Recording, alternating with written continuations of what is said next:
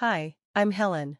Now, let me take you on a journey that changed everything I knew about trust and betrayal. At 26, I was balancing a career as a dedicated nurse and managing my personal life, which was already hard. I worked long shifts at a busy hospital, often skipping breaks to make sure my patients got the best care. Even though I was tired, I found joy in my work, knowing I made a difference each day.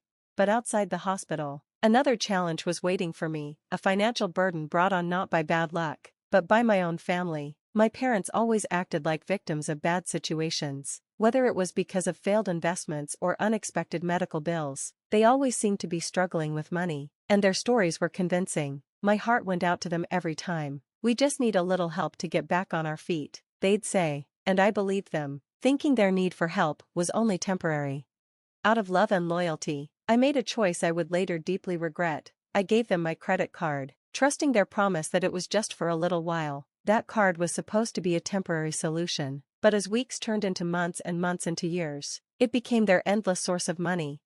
At first, I didn't notice the lies. I was too busy with work and too tired to look closely. When I saw new gadgets at their house or heard them mention dining at fancy restaurants, I didn't think much of it. They always had an excuse. "Oh, these are just small treats for ourselves. We've been feeling down," they'd say. I'd nod, too exhausted to question it.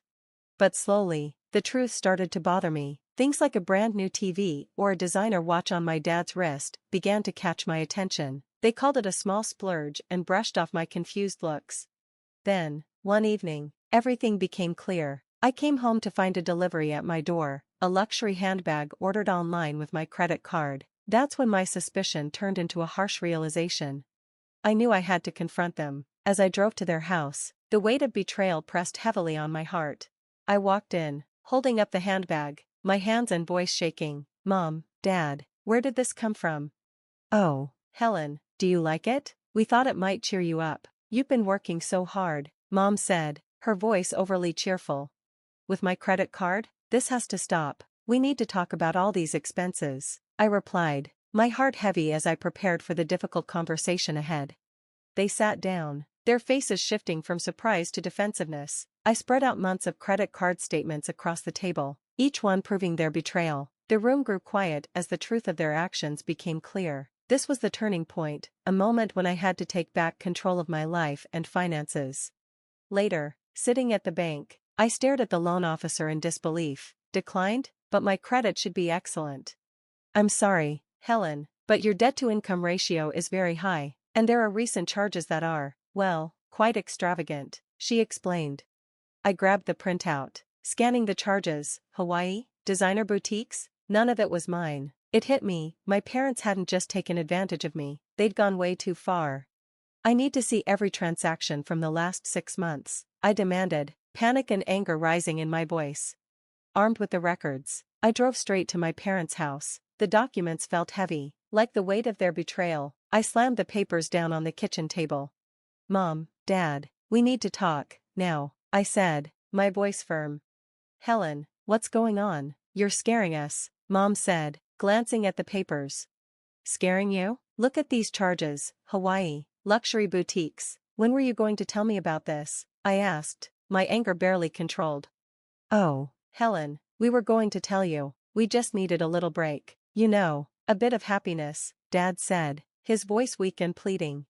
"Happiness? At my expense? Without even asking me? Do you realize you've nearly bankrupted me? I can't even get a loan because of what you've done," I shouted, the frustration boiling over. "We thought you wouldn't mind. You've always helped us before," Mom whispered, avoiding my eyes. I mind a lot. This isn't helping, it's stealing. You've been living a life of luxury on my hard work. How could you do this to your own daughter?" I asked, my voice breaking. Their silence was all the answer I needed. Their eyes stayed down, unable to meet mine. "We're sorry, Helen, it just got out of hand," Mom finally said, her voice full of regret. "We don't want to lose you over this," Mom pleaded. "Sorry doesn't fix my credit score or rebuild my trust," I said firmly. "I'm taking my card back, and I'm taking steps to protect myself. This stops now. No more access to my finances." "But Helen, we need your help. Without you, we—" "No," I interrupted. "You need to figure out how to manage without relying on me. I'm not your bank. If you had been honest, Maybe we could have worked something out, but not anymore. I need to protect myself.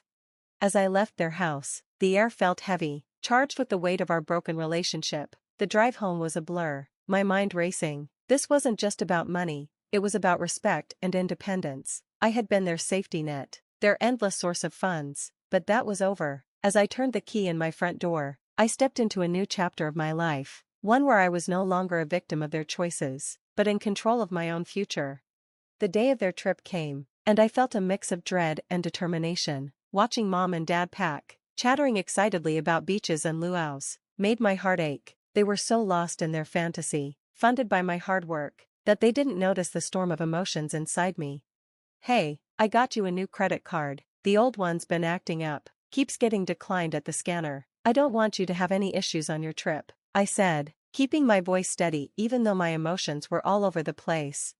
"Oh, Helen, you always take such good care of us." "Thank you, sweetheart," Mom replied, her voice full of gratitude, which only stung me more with its irony. She swapped the cards without even a second glance.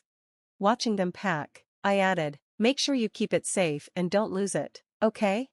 "Of course, darling, we'll be careful," Dad said, giving me a quick hug. I hugged him back, my stomach churning with the weight of what I had done. The card they now held was a dummy. They had no idea that their access to my finances was finally cut off. I watched them drive off to the airport. As soon as their car disappeared around the corner, I felt a weight lift from my shoulders, only to be replaced by another, the heavy anticipation of what was to come. I headed back inside, my steps feeling heavier with each moment. Over the next few days, my routine centered around checking my online banking app constantly, my anxiety growing by the hour. Then it happened. The first notification popped up, a charge attempt at a luxury resort for a lavish dinner, declined. I exhaled a breath I hadn't even realized I was holding. Later that evening, while I tried to distract myself with a book in my quiet living room, another alert came through. This time, it was for a spa treatment, declined again. I could almost picture the scene, Mom and Dad, relaxed and unaware, suddenly confused as the spa attendant politely handed back the card, a frown on her face. "I'm sorry, but there seems to be a problem with your card. It's been declined." "That can't be right. Run it again, please," Dad would insist, his voice confident but tinged with embarrassment. After the third attempt and yet another apology from the attendant, their confusion would turn to frustration. I imagined them stepping aside, calling the credit card company as their perfect holiday began to unravel. The phone rang late into the night, but I let it go to voicemail. Mom's voice came through, filled with panic. "Helen, darling, there's something wrong with the card. We can't pay for our treatments, and they're quite upset. Can you check on it for us?" I waited, gathering my thoughts before calling back. "Mom, I'm looking into it. I'll see what I can do," I lied, feeling a pang of guilt but reminding myself that this was necessary. They needed to understand the consequences of their actions. The next day brought more declined transactions, a shopping spree, a helicopter tour, a gourmet lunch. Each notification was a step closer to their realization and my freedom. This tough love was the hardest thing I'd ever done, but it was crucial for my own survival. They had to learn, and reality was the only teacher that could get through to them. Early the next morning, the phone rang again, piercing the silence. I braced myself as I answered. Dad's voice, usually so confident, trembled with desperation. "Helen, please, we need your help. We can't pay for the hotel, and they won't let us check out until we settle the bill." Taking a deep breath, I steadied my voice, making sure each word carried the weight of my decision. "Dad, no, I won't bail you out this time. Do you even realize what you've done? Years of lying and using me, enough is enough." "But we're your parents, Helen, you can't just leave us stranded." We apologized. "Okay, we're sorry." Sorry doesn't change the past, Dad. It doesn't erase the debt you've piled up in my name, and it doesn't rebuild the trust you shattered. You need to understand the consequences of your actions, I said, my voice firm yet steady. They had crossed too many lines, and now, it was time for them to face the reality of what they had done. "Helen, we really didn't think it would come to this. We thought we could manage it, that you wouldn't have to know," Mom said, her voice a mix of pleading and regret. "Not have to know? You committed fraud in my name," I replied, the weight of their betrayal echoing in the stillness of my kitchen. "I've already taken steps to prevent any further damage. The card you have is cancelled. You need to figure out how to get back on your own. But we have nothing here, no money, Not even for a flight back. Please, just this once more, Dad begged, desperation in his voice. No, Dad, this is the hard lesson you need to learn. From now on, you handle your finances, and I handle mine. No more mixing, no more helping out. It's time for both of you to take responsibility. As their protests grew more frantic, a pang of sorrow hit me, for the parents I thought I had, but that feeling was quickly overshadowed by a stronger sense of duty to myself. I need to go now. I hope you find a way back, and I truly hope you learn from this. Goodbye, Mom and Dad. Hanging up the phone, the finality of the moment settled over me like a heavy blanket. The bridge had been burned, the ties cut. It was a decision shaped by years of hidden exploitation, now painfully exposed. I sat down, a swirl of emotions taking hold, grief for what was lost, but also a new sense of freedom from the financial chains I'd unknowingly worn for so long. The house was quiet, too quiet, as if it, too, was breathing a sigh of relief. This was my new reality, no longer a victim, but a survivor, no longer a daughter manipulated by guilt, but an independent woman stepping into a future I would control. I stood in my modest apartment, watching the sun dip below the city skyline, the weight of my decisions wrapped around me like a cloak. It was done. The calls to my credit companies, the fraud alerts, consultations with a financial advisor, every step carefully planned to secure my future. In the quiet of my living room, I dialed legal services, ready to hold my parents accountable, not out of spite, but necessity, to prevent future betrayals.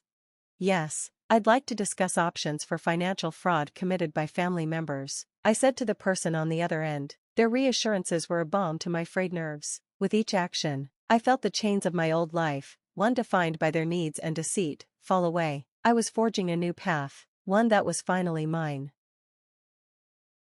Filling out the paperwork for the fraud report, my hands were steady. I detailed the years of financial abuse, and as I submitted it, it felt like closing a door that had let in nothing but storms. This is to protect my future, I reminded myself, the mantra easing the sting of reporting my own parents. The days that followed were a blur, meetings with my bank to restructure my accounts, setting up new, secure financial protections, and therapy sessions to work through the guilt and betrayal that had knotted up my thoughts. One evening, after a particularly long day, I walked into my apartment and felt, for the first time in years, a sense of peace. I found a letter slipped under my door. It was from Mom and Dad. My hands trembled as I opened it, half expecting pleas for forgiveness or more manipulative excuses, but instead, it was an apology, real, or at least as real as it could be given the circumstances.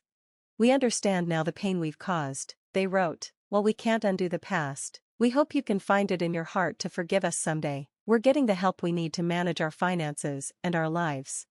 I let the letter fall onto the counter, a sense of finality washing over me. Forgiveness seemed like a distant and winding road, not something I was ready to travel just yet. Right now, it wasn't about them, it was about me. It was about healing and building the life I deserved. That night, as I sat watching another sunset, a cup of tea warming my hands, I felt a profound peace settle within me. The ties that had once bound me were not just loosened, they were severed, leaving me free to create a future on my own terms. A future not dictated by guilt or manipulation, but one driven by my own choices, integrity, and the hard lessons I had learned along the way. Freed from both financial and emotional turmoil, I was no longer just Helen the daughter, the nurse, or the enabler. I was Helen the survivor, the architect of her own destiny. As the sun disappeared, leaving the sky streaked with colors of hope, I knew I was exactly where I needed to be, free.